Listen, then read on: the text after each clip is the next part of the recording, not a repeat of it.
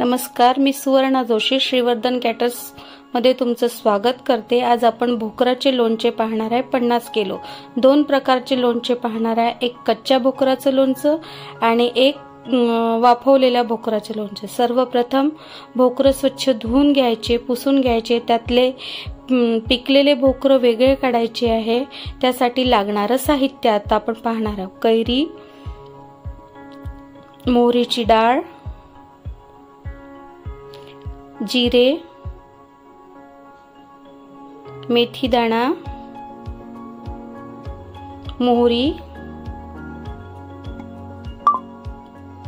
Soap,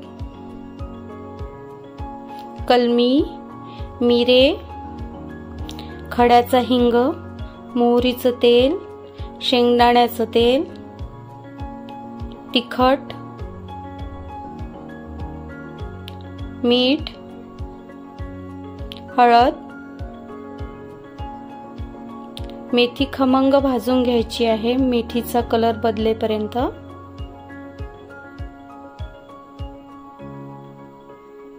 soap थोडी खमंग भाजून घ्यायची आहे, जिरे भाजून घ्यायचे आहे, मोहरीचं तेल गरम करायला ठेवलेलं आहे, भोकर फोडून घ्यायचे आहे, त्यातल्या बिया काढून टाकायच्या आहे,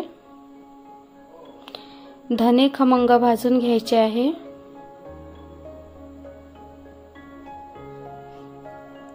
जिरे, मेथी, सोप खमंग भाजून घ्यायचे आहे। कैरीचा किस, हे कच्चे भोकर आहेत, हे वाफवलेले भोकर आहेत। आपण वाफवलेल्या भोकराचं लोणचं बघणार आहे। कच्चा कैरीचा किस, चवीनुसार मीठ, हळद, तिखट,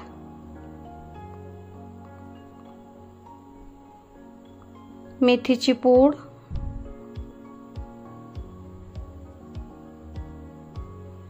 जिरे, सोप,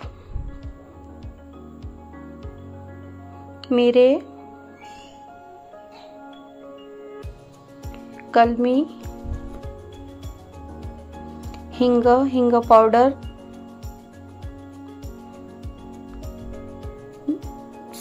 मोहरीची डाळ, तेल थंड करून टाकलेलं, भरपूर तेल घालायचं लोणच्यात आणि मीठ, म्हणजे लोणचं वर्षभर खराब होत नाही, छान लोणचं राहतं आणि वर्षभर छान टिकतं।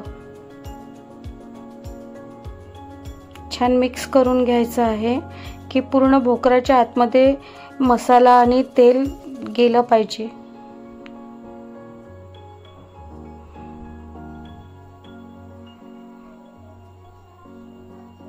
हे कच्च्या भोकराचे लोणचे आहे।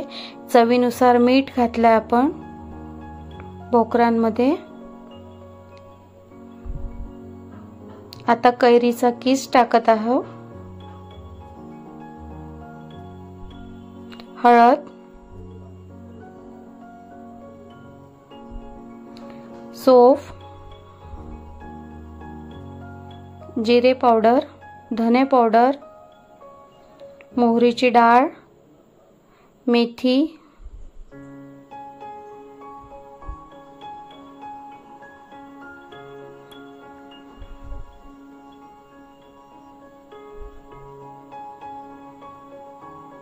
मिरे,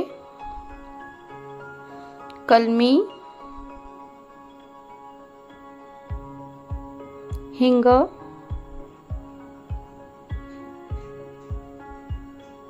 तिखट, परत हिंग घातले आपण आणि तेल गरम करून थंड करून घेतलेलं आहे आणि छान व्यवस्थित मिक्स करून घ्यायचं आहे। मिठाचं आणि तेलाचं प्रमाण योग्य असलं की लोणचं खराब होत नाही, छान वर्षभर टिकतं।